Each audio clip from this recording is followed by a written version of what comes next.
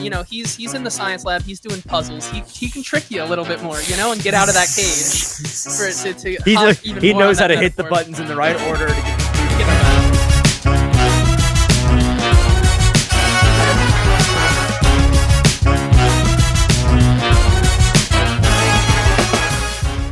Welcome into the Hot Read Podcast, live from London. I'm your host, Easton Freeze, Director of Published Content here at BroadwaySportsMedia.com. We're also brought to you by the 440 Podcast Network. You can follow me on social media at Easton Freeze. I'm joined, as always, by producer JT. You can follow on social media at JT_Runke. JT, how are we doing? Oh, we're doing pretty good for being 45-ish minutes late. Yeah, just a bit of a whiffle, isn't it? Just a little late. Just a smidge, Listen, we're very far away from home, and technical difficulties arise sometimes. And listen, we're a little late. I mean, it's late here. It is a quarter to midnight for us in London, so it's late here. It is a quarter to 6, I believe, for those of you in Nashville and in the Central Standard Time Zone. Appreciate all of you that are with us live today. Excited to talk Titans Ravens ahead of Titans Ravens here in London at Tottenham Hotspur Stadium on Sunday morning for you all, afternoon for us. And then we'll get to the best bet gauntlet week 6, a big redemption week for us, JT. Our first bad week of the year last week. It's going to happen. We're going to have probably one or two more of those the rest of the year. That's how it works. The public gets it right 40% of the time. We get it right 60% of the time. You got to take your lumps, but we're ready to bounce back. And for those of you that join us live, appreciate you being here. Austin in the comments with a question. Do we think Derek is going to walk out of the tunnel in historically accurate King Henry garb? A fantastic question. I'd put the line on that at plus 850. Certainly not impossible, but unlikely. I will be taking any and all bets. Just Venmo me and let me know which side you'd like to take.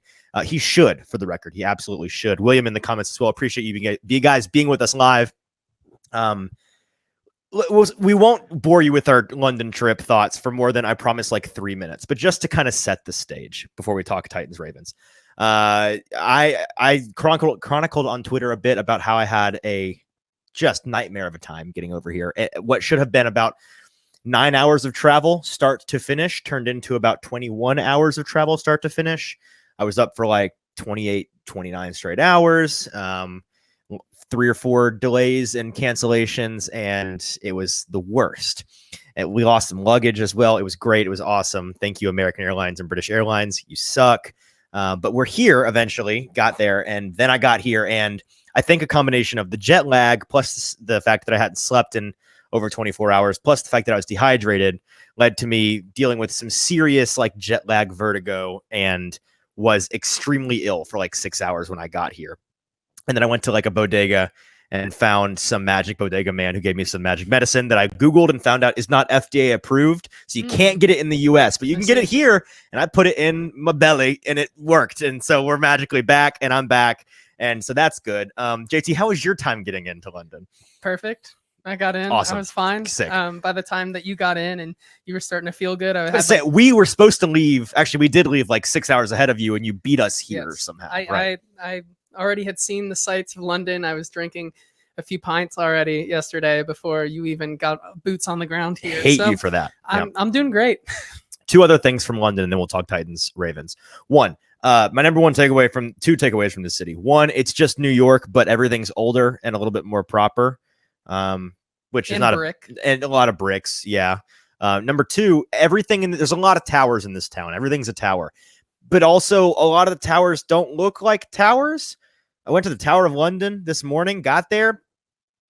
It looked like a fortress, didn't see a tower, got in there, found out the tower was a tower for its time in 1266 or whatever, but it's like 3 or 4 stories tall. My take is that like Pluto as a planet, towers should be relegated with time to buildings. If you were a tower in your day 1,000 years ago, but you're 4 stories today, I'm sorry, you're a building now. You don't get to be a planet anymore, Pluto. Does that not make sense? Like, you can't just lie and say you're a tower, but you're a pretty standard building. I mean, to go one step further, Big Ben is actually not the clock tower, but the bell inside of the clock tower. This is true, yeah. So, like, everything here is also not all that big. It's kind of medium Ben, to be honest. I was a little underwhelmed by. Have you been to Disneyland in California before? I've not. So I've been there. It's like seeing, because if you've been to Disney World in Orlando, Cinderella's Castle, massive.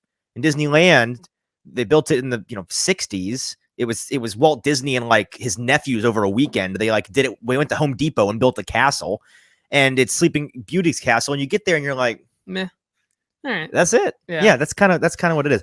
We've enjoyed London though. I have. We went to see Les Mis tonight on West End. Was so good, fantastic. Yeah, the cast had the goods. We decided to, instead of go to Australia and Europe or in England. Yeah, our buddy Paul Kaharski went and saw a friendlies match at Wembley Stadium, which good for them. Fun. But like sure. Les Mis was killer tonight. It was great. So it was awesome. I wouldn't change that. No All right, I think we've hit our quota on talking about London. I'm sure we'll talk more about it on our Monday show, our Sunday evening show. Afternoon, I don't know what, on Sunday after the game when we're talking to you, whatever time it may be. But today we're going to talk a little bit about the Titans Ravens. Very different show structure than usual for a preview show. We're on bare bones setup here, and we're also tired, and so like we're going to talk about the keys here. We usually go into a lot more detail, have a lot more facts for you. If you're looking for a lot of numbers, let me just direct you to an article that we are producing that will be out on Broadway Sports Media. The website, BroadwaySportsMedia.com, on Saturday morning, the Titans 10, which is the 10 most important, most pivotal facts about each week's matchup that really are matchup defining statistics that you need to know going into the game. That's where you'll get the numbers, a lot of which are the things we typically go over. Today, we're talking more narrative things, and 2 or 3 things I have on my mind about this game that I want to talk about before we get to the game. The first of which is, there's been a lot of talk about the Titans' red zone woes this year. And in the past 3 years before this season, actually, I believe 4, technically, they've been well above league average in terms of their effectiveness in the red zone. And that is something that this year has really cratered. And there's a lot of different fingers being pointed. Is it new offense with Tim Kelly? Is it this personnel is not quite getting it done? Is it, Derrick Henry doesn't have the efficacy that he used to have in the red zone, just isn't there anymore? Is it that Ryan Tannehill is costing them by not being mobile enough? And like there's a million things you can point to. And I'm not interested in actually getting down to the bottom of it today, because I feel like a lot of times coaches give answers to questions like this during the week, and we ask for like, a really pointed, specific example or a pointed answer. And they give us a generic, like, when it's just sometimes, there's a lot of things that go wrong. Sometimes it's this, sometimes it's that. Ultimately, we're all responsible. And it's very coach speaky. And you're like, okay, well, thanks for obfuscating and not giving us an answer. I actually kind of side with the coaches on this one. I went back earlier this week before leaving for London and was kind of looking at each failed red zone attempt this year. I believe they're somewhere in the 30s percentile. I think the 4 years previous to this year, they were averaging in the mid 60s percentile in terms of converting trips inside the 20. Yeah, one of the best for the past 4 years before this in the league of converting red zone trips, getting inside your opponent's 20-yard line into 7 points instead of 3 or 0. And so a lot of the failed red zone attempts, like, there are some common threads in there. The one of the biggest is the fact that they get into the red zone and then put themselves in low conversion scenarios by committing, bad pre-snap penalties, poor judgment, poor discipline, pre-snap penalties, or post-snap penalties. A big holding play, you're suddenly in 1st and 20 and you're behind the sticks. And the way that this offense operates, they're built on more efficiency than explosion. And in the red zone, it's really hard to be explosive. And so it's just kind of, this is one of those teams where you feel like 1st and 20, you're like, okay, it's, okay, time to Nick Folk, come on, start warming up, time to get on out here. I don't really have any faith in you in converting here. So that's one of the bigger trends. Another thing is in the red zone, our buddy Zach Lyons over at Stacking the Inbox and Football and Other F Words wrote about this week. And one of the things he was keying in on, I think he put this on Twitter as well, is that this team, when they go to Derrick Henry in the red zone, have actually this year been really inefficient. And when they've put the ball in Ryan Tannehill's hand in the red zone, they've actually been really efficient. And the problem is they're doing too much of the inefficient thing than the efficient thing, which seems counterintuitive because you've been to Nissan Stadium before. The Titans get inside the 20, the whole stadium gives up the goose and is like, Henry. And it's like, okay, that seems like the intuitive thing to everybody, obviously. Based on efficiency this year, that's not been it. That's not to say that Henry's washed or can't be effective in the red zone, but I think defenses get in, they get backed up on their goal line and they're like, okay, now's the time for us to make you beat us with Ryan Tannehill. We're not going to let Derrick Henry bully his way into the end zone. We're going to shut that down. And I don't know if the Titans just aren't recognizing that and realizing, okay, well, let's put the ball in Ryan Tannehill's hand here. And they're just sticking to their guns with Henry or what it is. But whatever the case, I think that there's a lot of different things that have gone wrong to cause the red zone inefficiency. There's not one thing to point to. My actual point that I'm making in all of this is that I anticipate the Titans getting into the red zone this week against the Ravens 3 or 4 times. That's what I think is going to end up happening. And this, on paper, you're going to be like, wow, bold take, Easton, to make a mathematically sound probability-based prediction that's actually just likely. But a very simple challenge for them, a very simple goal for them in this game, a key to victory here, is you have to convert at least 2 of those red zone trips into touchdowns. I see no path to victory against this Ravens team where you go 1 for 3, 1 for 4, 0 for 3, 0 for 4 in the red zone, and Nick Folk has a big day and you score 10, 13, 16 points. You've got to get 2 touchdowns in this game at least. I don't see them getting into the red zone a bunch against this Ravens team. I really would be shocked if you see them get into the red zone 5 or 6 or 7 times. I think 4 is the most that's going to happen, and they're going to have to be efficient with those trips. Yeah, I just think, like you said, in years past where they have been super efficient, it's been because they've been so good at getting Derrick Henry like very close into that red zone. And then from 10 yards out, that's where you see Derrick Henry become really, really efficient. But as Pretty Boy Lipschitz says in the chat here, Derrick isn't hitting the holes as hard as he once did. I think there's been a little bit of regression, but also I think it has the holes as much to do with the offensive line where are the holes, man? As it does with Derrick Henry. However, like you said, they've been hurting themselves. They've been shooting themselves in the foot because of, like you said, penalties that back them up to 1st and 20. And then all of a sudden you're out of the red zone. And that's where it becomes harder for them to really, really capitalize on those situations. No, I think that is absolutely fair. And I don't want to discredit what Pretty Boy Lipschitz is saying that Henry, like whatever is the case here, Henry is not as effective in the red zone, bottom line, whether that's him, whether that is the offensive line, whether that is defense is selling out to stop him, and the Titans just have to correct course on that. I don't quite know. Another thing that I know that you are big on this week, and you were big on it, you were talking to me about it before you watched the film this week, while you were enjoying your travel leisures, and I was painfully on the phone with PR for 19 hours. You were watching a lot of the Ravens film from last week, and you saw a lot from rookie Zay Flowers that kind of reminded you of what we saw the Titans face against Colts rookie Josh Downs in week 5.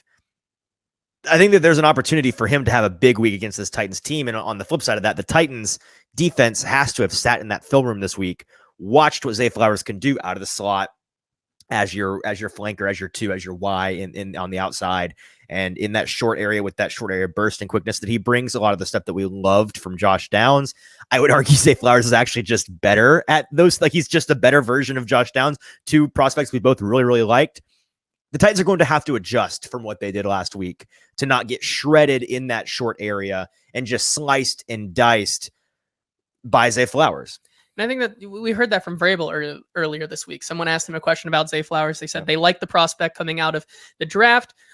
They're going. We know the Titans brought him on visits. We know that they were thinking about him. There's a lot of verified rumors. Like, they were interested in Zay Flowers. Yeah, and he does basically what, as I was watching the film on both sides with the Ravens offense and the Titans defense, he really does, as you said, in that flanker role, do what Josh Downs does, but a lot better. He's just a lot quicker, a lot more physical in those route running ability than even Josh Downs is, which is kind of crazy to say. But I think the biggest key, as I was watching a lot of this film, is that when you use him in that flanker and you're sending him in motion and you're kind of trying to confuse the defense, that's what happened last week against the Titans. When you keep your corners kind of, for the most part, on their certain side of the field, and they start moving around like they did last week, you saw a lot of confusion, and that's where you saw Josh Downs kind of be open. And then once he gets the ball, he's a yards after the catch monster, a lot of missed tackle opportunities. I think Zay Flowers is going to have the ability. He's kind of that, but better. Like, that, but better. Yeah. So the big thing is that they're going to have communication this week. Communication is key so that you don't get Zay Flowers kind of doing those motion routes where you get him on absolutely nobody and give him space. Yeah, we'll look at the injury report in a minute, but OBJ coming back for this week's game. You've got Rashad Bateman still out there. I say OBJ coming back. Was he? I don't think he was playing last week.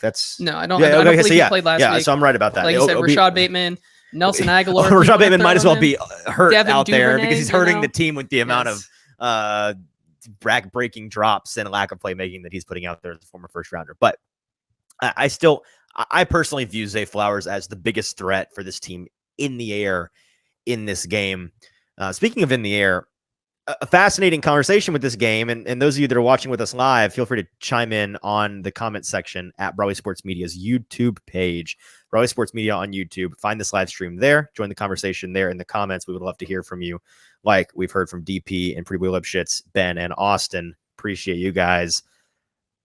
Is this going to be a game that's decided on by air or by sea? Is this going to be on the ground and going to be kind of what I think on paper you'd expect from these two teams? And we've seen a storied rivalry between these two. They both have been among the most, I think what's the stat in the last 4 years? They've been the two highest yards per game rushing teams in the league, known for their rushing attack, creative rushing attack, relentless rushing attack, relentless determination to stick with their rushing attack even when things aren't going great out of the gate, and force you to submit in the fourth quarter and win in those trenches. That's what's defined these two teams for a long time. I think it's still largely what defines them today. And so on paper, you'd say, well, yeah, that's what this game's going to be, is it's rushing champ versus rushing champ. Who's going to be the better rushing team? I think there's an opportunity for this game to actually be the opposite, because both teams are so effective on the ground, because that's not a secret to anybody on either coaching staff or either team's player personnel. Like they know that's the case. The Titans coming off of their worst run defense game in 17, 18 games and 20 games in a row. When you give Zach Moss his career game, you realize you have to go back to the drawing board. Unless I'm missing something, it's the worst. Yes, it's the worst rushing defense they've had since they allowed Saquon Barkley to hang 200 plus on them in week 1 of 2022. I might be missing one somewhere in there, but that's pretty much what it is. I see no world, and assuming Tier Tart's playing, I think the vibes that I'm getting, what we're hearing, again, we'll talk about the injury report, sounds like that's what it's going to be. He's going to at least give it a try. Even if he's not, there's a pride in that locker room. There's a pride amongst those on this defense. They're not going to have that kind of game.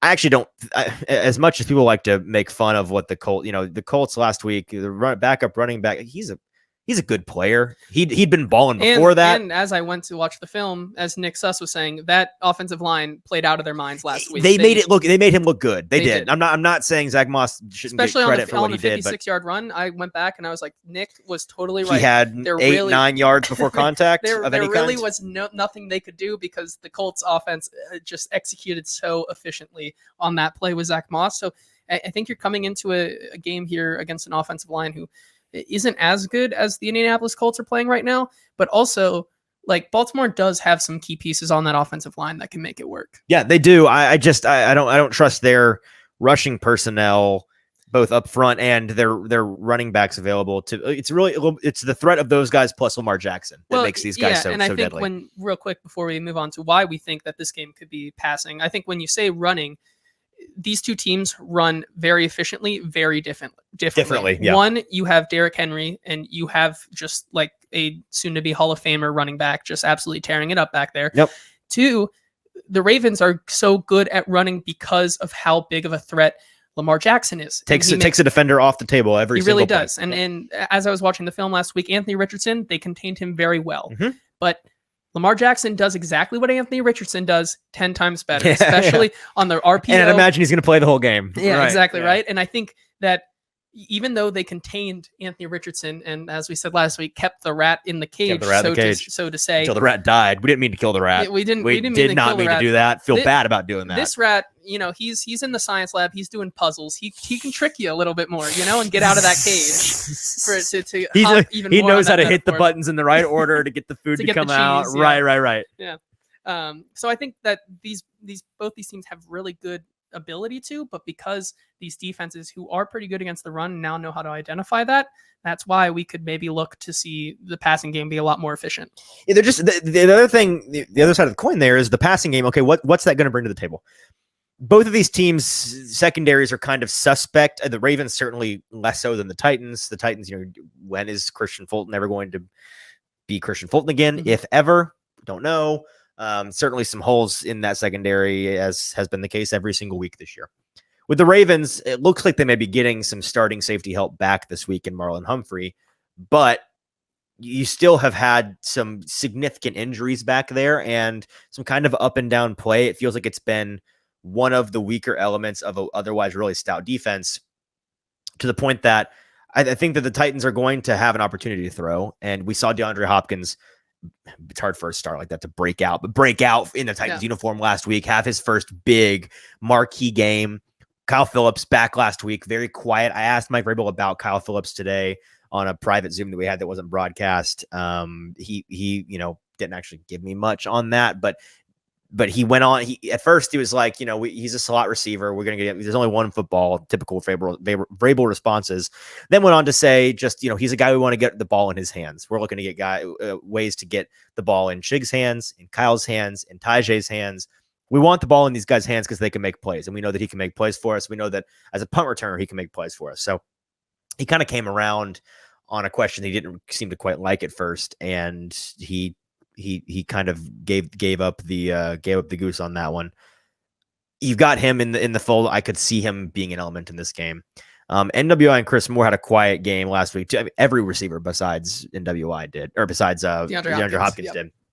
I just think you're due for some more balance there. And like we pointed out at the beginning of this week in review of last week, there was, a lot of distribution of the ball through the air to non-wide receivers. Tajay getting involved, Derek getting involved, Chiga getting involved, Trayvon Wesco getting involved. Even Josh Wiley. Yeah. Big time catch. All three tight ends, but none of the receivers, because of course, naturally. I think that maybe I think that the Ravens, their linebacking core, Patrick Queen's playing really well. Yes, he is. Their linebacking core is playing well, and if they're going to do any simulated pressures, they've got guys up front that can step back into that linebacker role and play a zone, or even carry a man downfield, carry a tight end downfield in coverage and hold up just fine. So I think that the pure receiver realm of possibilities is wider. The range of possibilities is wider. And I could see them having a bigger game for the Titans in this one. And again, we already talked about Zay Flowers. I think that he's going to be a big impact in this game. And with OBJ back, there's room for him to be OBJ. And I think that one of the big things here, like you said, with Tyjae Spears and with Derrick Henry, on the opposite side of the coin, while the Titans defense kind of got a Lamar Jackson light with Anthony Richardson and trying to contain him, I think there's something to be said about how the Steelers started using Jaylen Warren last week, and how that could probably become like Tyjae Spears is Jaylen Warren, but better. So they're gonna be looking out on him for this week. So I don't think that's a given, but I think they're going to continue to try to use Tajay and Derek in that passing attack.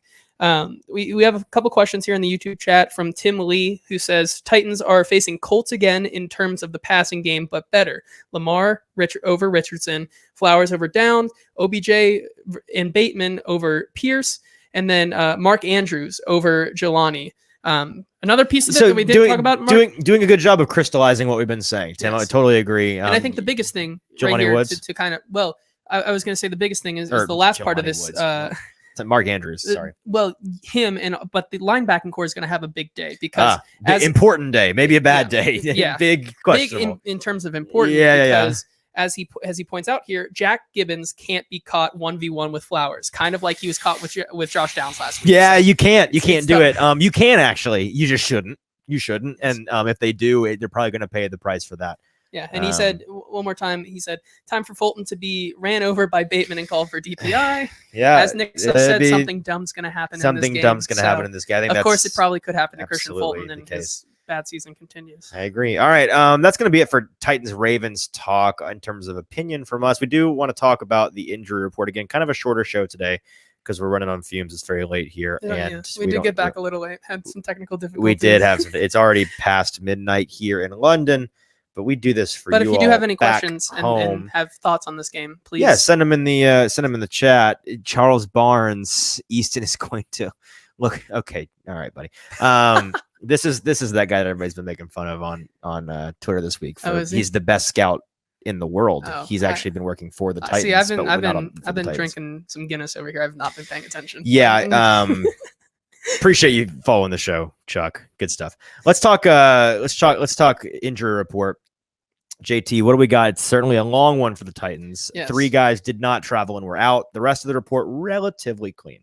Yeah. So the 3 guys who did not travel with the team this week: wide receiver Treylon Burks, linebacker Luke Gifford, and defensive back Elijah Molden. I think the biggest surprise here continues to be Elijah Molden.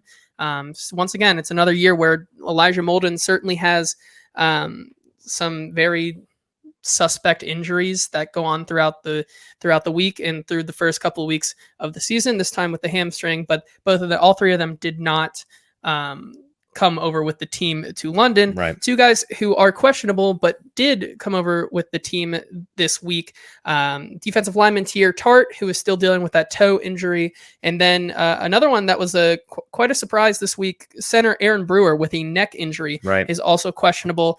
We can talk about Aaron Brewer first, because we do have a question here in the chat. Maggie Barnes, what up, Maggie? Says, Maggie, what are your thoughts on Aaron Brewer? Hey, Maggie, good question. The thoughts are they need him to play.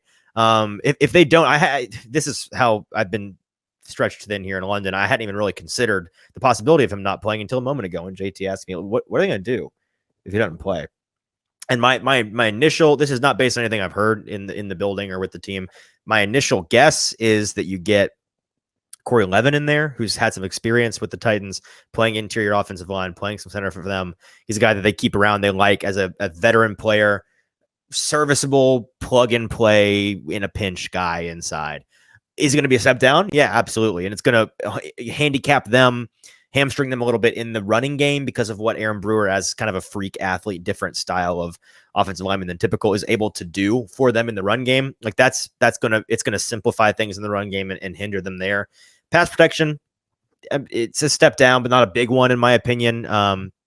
He can hold his own, absolutely. So that's what I'm guessing they would do. There's a couple of guys on that team as backups that can play interior offensive line.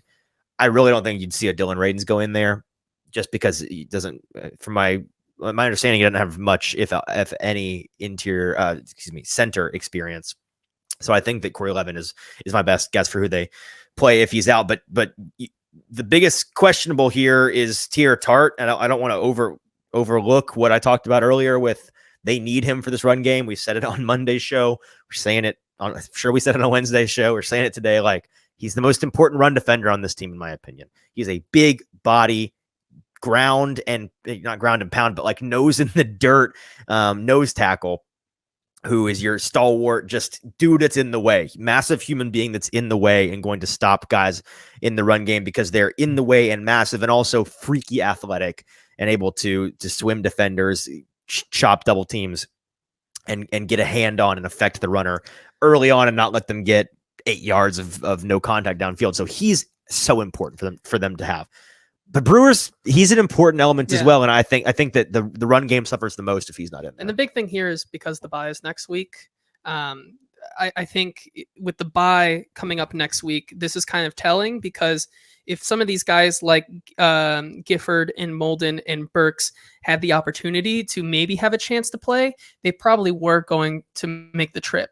Because they didn't make the trip, they're going to probably just, they're telling them, all right, we're going to kind of just get you guys right, go for the bye, and then get going after that.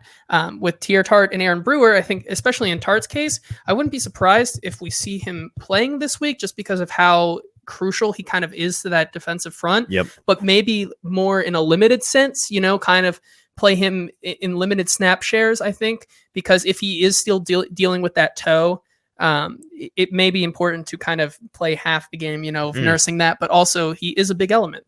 Yeah, no, I agree. Let's see. I see Charles, you're still around. Appreciate you still watching, man. It's cool. What else we got? Who do we have that is not listed that we can talk about the importance of them? And And some guys that were injured during the week missed some practice time, but looks like they're going to be a go. Yeah, Danico Autry and Amani Hooker kind of popped up on the injury report on Thursday, but they couple of hand issues, it looks like fingers and thumbs. Yeah, but they're full participants here on Friday, so they are good to go. DeAndre Hopkins once again, and Derrick Henry all taking those veteran days throughout the week, and then Jeffrey Simmons, also kind of a veteran kind of move there, is good to go this week. Yep, good news. All those guys very important. We can talk about the Ravens as we talked about them as well. Absolutely. Yeah. OBJ, good to go. Good to go. Marlon Humphreys finally back. Good to go. How much he will really impact that game after not playing for a while, it makes the Titans' job passing harder, but sure. How much does it really impact? I think that's a wait and see game there. But those are the two on the another Ravens. Starting lineman, I believe, right? Or was that a backup lineman? Backup. Okay, just kidding. Sorry. Who they had one guy ruled out who's totally escaping my memory. I will look that up when we're talking about the best bet gauntlet and get back to you. But first, let's get to the best bet gauntlet, which is our final segment of today's show, where we're going to make some money for us, make some money for you guys. Had our first down week of the year last week. Went 3-7, I believe, on the day. 3-7, bad day. Despite 3-7, which is a horrendous record on the day, on the year, the show is still 66%, 30-20 on the year. JT with the decisive lead, leading me by 6 wins right now. I got a lot of season left to catch up, but I got some work to do. You've been on a heater. I've been pretty back and forth. But cooled down a little bit, but yeah, excited about this week. That's we're going to have some down weeks like that. You got to trust the process, trust the aggregate here. Again, 66% coming off of a 3-7 week. We're making money almost every single week, and there's going to be some that we don't, and we're going to make it back the next week and the next week. So that's what we're looking to do today. The theme of today's best bet gauntlet, we've kind of talked about this beforehand. It's a concept in betting that I've seen popularized by Stuckey, who's a very popular, famous pro gambler with the Action Network. He talks about catching the falling knife, which is an important, sharp gambling habit, important, sharp gambling mindset of all of these teams, not all of them, but many of them over the course of the season are going to be falling knives. They're going to be sharp and dangerous and pointy and stabby objects falling to the ground. And it's your responsibility as a bettor to try to catch that falling knife. If you catch it too early, you're going to get cut. But if you catch it at just the right time, you're going to catch that handle and save your toes, and it's going to be a good day for you. And so catching a team that is just spiraling, just can have nothing go right. The Giants, for example, a team that we're not betting. We are not trying to catch that knife this week. Maybe it's the week to catch the knife on them. We're not taking that risk. I don't have the balls. No, I'm not drunk enough to do it, frankly, but we do have some other teams that would seemingly be full-blown disasters, and we're going to pick them anyways this week. Yes. And I still have the T-box, so I will go first. My first pick of the week is Detroit -3.5. This bet is as simple as betting the hot hand, and I'm afraid for Detroit in general that they're going to be the team that kind of starts a little bit too hot this year and flames out down the tracks. I really hope not, but they really can do no wrong right now. Certainly like some sort of baseball team that also was too hot. Don't know what you're talking about. Yep. We're talking about football right now. Okay. So anyways, in terms of football, yeah, I like, I hate you. I like Detroit this week plus the 3. -3. Some more comments. Austin, Big Jeff going to eat. Elliott, Marlon Humphrey is Derrick Henry's favorite lineman. Good pull, good reference there. Yeah, so the Lions this week are a good bet to cover the 3 against -3, correct? -3, excuse me, -3 against Tampa Bay. Tampa Bay is another hot team in October, in September. I just think Detroit is kind of another beast for them. They've capitalized. They've got some wins against some suspect teams, especially defensively. Detroit's defense, again, I don't know if it's sustainable. Right now, they are playing really, really, really well. They're getting fantastic play out of that rookie safety out of Alabama. They're getting fantastic play out of their second-year pass rusher in Aiden Hutchinson. They are really firing on all cylinders. And on offense, Jared Goff has been fantastic. Now, they're not in a dome, but they are in Tampa Bay, where the weather should just be delicious. Should be nice. I think that they win that game by over a field goal. Yeah, with my first pick here, we do it every week, and I decided that this one was a bit too tasty to pass up. I'm taking the two-tone blue Tennessee Titans plus 4.5 this week. Obviously, it's a little. Throw it on the ticker. 5 weeks in a row. 5 weeks in a row here. There's a couple stats here. One, obviously, with these London games, they're very tricky, but the public usually does not know how to bet these games. And considering that the public is on the Ravens this week, it makes me feel even a lot better about this game. Some stats about Lamar Jackson in particular. He's not lost back-to-back games since 2021, going 5-0 over that span. But in those in these games, it's still not like he could win, but it's not like they're winning by a lot. Lamar Jackson over the past 3 seasons is 6-0 against the spread as an underdog, but 7-16 against the spread as a favorite, including 4-16 when favored by more than 3 points. The Titans this week plus 4.5. Also, Mike Vrabel as a home underdog, even though it's not really home. If you believe in that juju, tap the sign. Just tap the sign. I think that's a lot of points. I think this is like we said on Wednesday. It's a gross, kind of very gutsy Baltimore Ravens versus Titans matchup. Something dumb's going to happen. It's the kind of game that feels like it finishes on a field goal. Yeah, to me. I think the 4.5 is just too many points. That's how it feels as well. I think it's too many points. Speaking of injury reports, by the way, I said I'd pull that up. The Ravens, I knew that they had a starter out. Adafe Owe, outside linebacker, won't be playing. So some opportunity in the middle for guys like Tyjae Spears, for guys like Kyle Phillips to maybe expose some backup there. But that's an important one that is out. They have more important guys back, like we mentioned. OBJ, Jadeveon Clowney, who we didn't mention, former Titans legend, coming around the edge. And who else do they have? Oh, Marlon Humphrey back. So there's that. My second pick of week 6 in the best bet gauntlet. I'm taking New Orleans minus 1.5. As much as I'm betting against the wagon, that is the Houston I know, Texans. and that's kind of why I'm doing it. So we've reached the point where I feel like regression is due for CJ Stroud. I've loved what he's done. I think he's been really fantastic. You know it's coming eventually. If it's not this week, it is coming. Not to say that he's going to fall apart and be bad, but like every rookie season has its ups and downs. You hit some rookie walls. You hit some moments where a defensive coordinator kind of figures you out, finds something you're not good at, and forces you to do it. And the Saints defense has been really, really fantastic this season so far. One of the better defenses in the league, in my opinion. I think this is going to be the biggest test for him. I think if you want to throw a little money on some props, first interception of his NFL career could be a real possibility for CJ this week. I don't know what those numbers are, but he's not thrown one yet through 5 games. I'm sure it's probably plus odds there for him to throw one interception. I think that New Orleans gets it done on the road. They're coming off a big win. I understand that, but what does road environment really mean for Houston? And I think that the New Orleans is simply a better team right now that's going to outlast them and probably win by a field goal.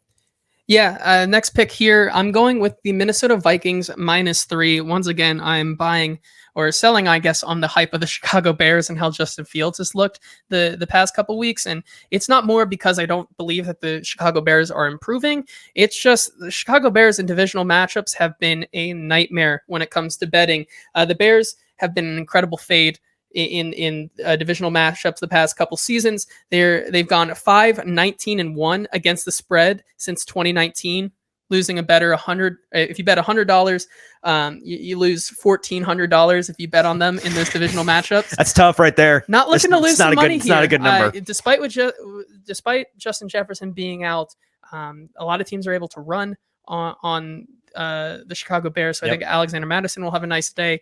As Kevin O'Connell said earlier this week, Jordan Addison is all sets go to be the wide receiver 1 this week, assuming he can still play. But if he does, he's going to be their wide receiver 1, and he's looked very impressive this year so far. TJ Hawkinson is also there. So I'm not thinking that one of the most pass happy offenses is going to regress just because you lose wide receiver 1. You lose the stud. JJ is not there. So give me the Vikings -3. I like that pick. With pick 3 in the week 6 best bet gauntlet, give me Dallas -2.5. I think that getting this under the 3 is important here. Dallas, they are on the road playing the Chargers this week. Battle between 2 of, I think, the worst coaches in the league, in Mike McCarthy and Brandon Staley. I think Brandon Staley is a significantly worse coach. One of those guys has a ring. One of them is probably not going to be employed much longer if things continue the way that they're continuing, in my opinion. Not wishing that on him. Certainly not. I hope that I'm wrong and he has employment, but I don't think it's going to happen.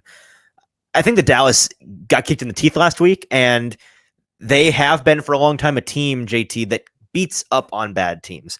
I'm not saying the Chargers are a bad team, but I don't think they're a very good team. I think they're a streaky team. I think they're a team that can absolutely be beaten up on if given the opportunity. And I think that Dallas has the most motivation in the world to prove that what they put up against San Francisco last week, a team that has big boyed them in a number of big spots in the past couple of years. And Kyle Shanahan has just been their dad every time they've played. I think that they're looking to prove, hey, we're a good team, and let's beat up on a team that folks don't consider a bad team. And the Chargers, like if we pound the Chargers, I think that will get some folks to look at that San Francisco game a little bit differently. I'm just down on the Chargers. I think the Dallas is the better team top to bottom. And I think that the motivation factor here, the spot here for them is huge. I think that they win by at least a field goal. Wouldn't shock me if they blow them out. Yeah, my next pick here is one that feels so ugly, but I have to do it here. I'm taking Colts +4 right now. Wish I could have got it at 4.5. Would have felt a lot better. But the Colts are headed to Jacksonville in this divisional game. They're not a divisional home dog, but still a divisional dog nonetheless, who has been playing a lot better than people's expectations this season. Of course, Anthony Richardson will not be in there, but Gardner Minshew will take his place, who also helped the Colts kind of upset the Baltimore How big Ravens. of a downgrade is it right now? I don't know if it's that big. I don't think it's a big downgrade right now. We love Anthony Richardson. I think right now it's a big regardless, downgrade. I think this one is big because you have to remember that that Jacksonville has been in London for the past 2.5 weeks.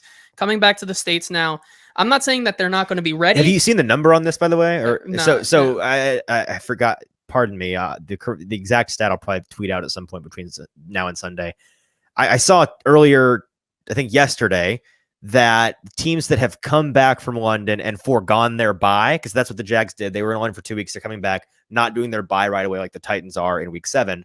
Teams that have done that and come back have failed to cover the spread. I think that they're like 1-6 all time, and they've gotten blown out a handful of times. It's not a very good idea to do that. It's what they're trying to do after 2 weeks in London where the body fully adjusted. So now they're trying to fully adjust back. Yeah, that's also a good stat, but I just think it's a divisional game. They played them close last time with Anthony Richardson in the week 1. This team has only gotten better since then. You get Jonathan Taylor back, even though the Jaguars were very good at stopping the run last week. How big of a factor will that be? We'll have to see. But this Colts team continues to play better and better, and it feels like all of these AFC South teams are just closer together in terms of how good they are than a lot of people realize. So give me the Colts with the points. I like the pick. My next 2 picks are gross, but I need you to hear me out. And they're very gross for different reasons.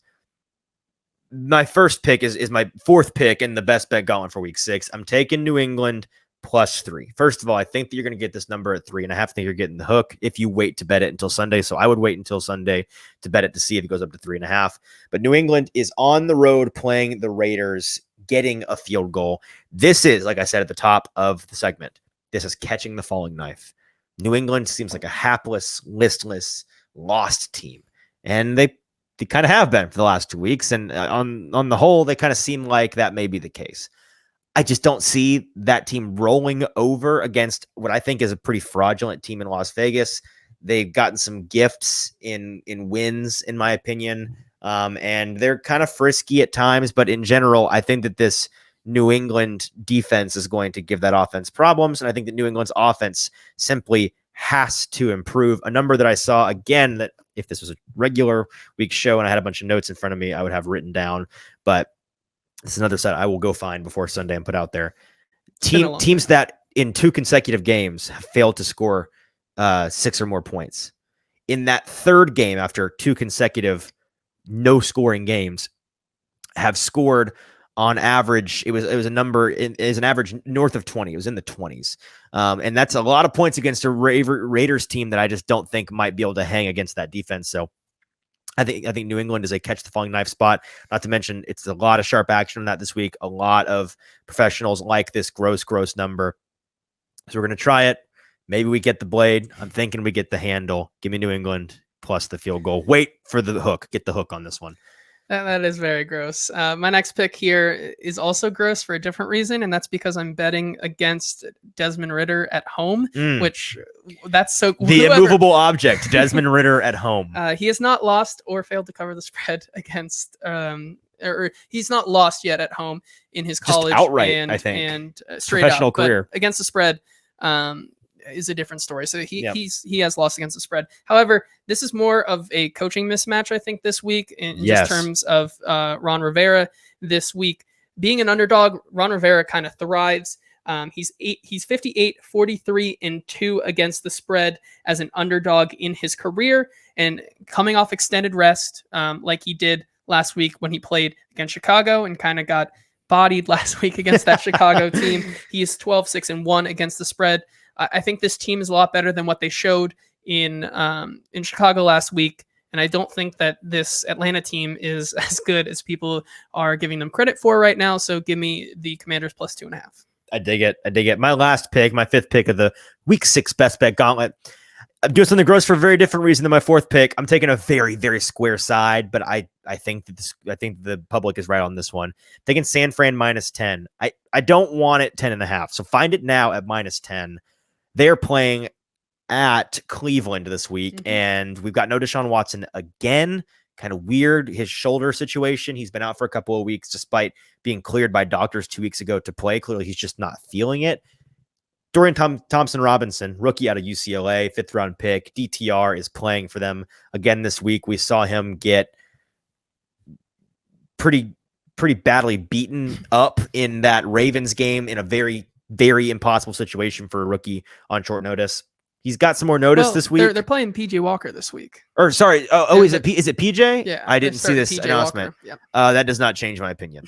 That does not. Trying to think the last time we saw PJ Walker in action. Carolina last year. Against the Falcons no, team it doesn't. It's not as good. It doesn't change my mind. So did they add him this week, or is he okay? I actually like this better for my argument. Here's the argument. Here's the number. XFL quarterback versus this San Francisco team. And here's the thing. This San Francisco team with Brock Purdy starting the last 8 games that he has started in a row, they have scored 30 or more points. The anti-Titans, 8 consecutive games of 30 plus points. That means in order for the Browns to cover this spread, assuming that they continue that, and you say, well, this Browns defense is a better defense. Yes, it's a very good defense, but they put up 30 on some really good defenses in the last 8 games. I went back. I promise. I think that they're still capable of putting up 30 against this defense, especially with how much the defense might be on the field for Cleveland and how much the offense for San Francisco is going to be on the field, because I don't think that Cleveland offense with brand new XFL quarterback PJ Walker coming in is going to be a big dramatic difference for them. In order for him to cover that spread, that means PJ Walker is going to have to put up at least 20 points. I don't see that happening. Yeah. I think that this is like a 27-6,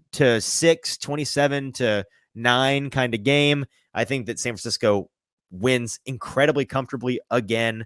Give me them covering the 10 big smackaroonies. So in the chat here, at least, we have Elliot Chafin saying, I've got the Browns this week. Chafin, how dare you? Elliot Chaffin, you know this too. Yeah, you know this too. You were in a wedding party with him. I was. My apologies. Regardless. I still like it though, because it's funny. Here's the what we're kind of doing this week. Me and you are wrong Browns money line. Oh, okay. Well, that's certainly a pick this week. High roller. We are kind of taking the different stance on the same kind of stat this week, so it'll be interesting to see if it plays out for one of us or if it doesn't play out for any of us. And with this week, it's the grossest pick, but I think I'm going to get the handle here because I like the trends. Jets plus 6.5 against the Philadelphia Eagles. And here's you see why. That was the knife. Yeah. Good luck catching it, bud. We'll see if I have some cuts on my hands after this week, but here's why I'm taking the Jets this week. A lot of sharp action on them already this week. I have seen one of the biggest sharps action games this week. Home dogs versus an undefeated straight-up road team are 61, 38, and 1 against the spread in the last decade, and 88, 53, and 2 against the spread since 2010. So this works for the Browns. We're going up against the San Francisco 49ers, and then the Jets going up against this Eagles team. I think the Jets continue to play better and better, even though they played a pretty tic-tac kind of just very easy Broncos team last week. They continue to get better and better. The defense is going to be good. I'm expecting the Eagles to win, but I think this is a closer game than people realize. So I'm going to take those points plus 6.5. All right, I dig it. In recap for the Week 6 Best Bet Gauntlet, JT has Tennessee plus 4.5, Minnesota -3, the Colts +4, Washington +2.5, and the New York Jets +6.5 points. For my turn, I went with for my part, that's what I was looking for. For my part, I'm taking Detroit -3, New Orleans -1.5, Dallas -2.5, New England +3, and San Francisco -10. Those are our 10 picks for Week 6, looking for a bounce back spot. And that is our show. Appreciate everybody tuning in with us live here from London. It is now 12:36 a.m. Greenwich Mean Time. Is that where we are right now? I don't even know. London time. Yeah. I don't know. Greenwich I think it's GMT. Is it really? I think. I could be wrong. We're nearer that, but it's London time. It's past midnight. And we're going to go to bed now. You all enjoy your evening, your Friday evening. Go out and do something fun. Enjoy your weekends. Enjoy waking up at 9:30, 8:30 Central, 8:30 Central Standard Time to watch Titans Ravens here in London. It'll be 2:30 our time, so we'll be wide awake and ready to go for that game. We'll be covering everything from that game, at the game, from the press box, talking to players and coaches afterwards in the locker room, and then we will be live later on Sunday, probably between. I'm gonna guess. Maybe in the middle of the early window, maybe between the early window and the late window. At some point that day, midday in the afternoon, we'll be talking Titans live here from London. So until then, have a great weekend. For producer JT, I'm your host, Easton Freeze. We'll talk to you on Sunday.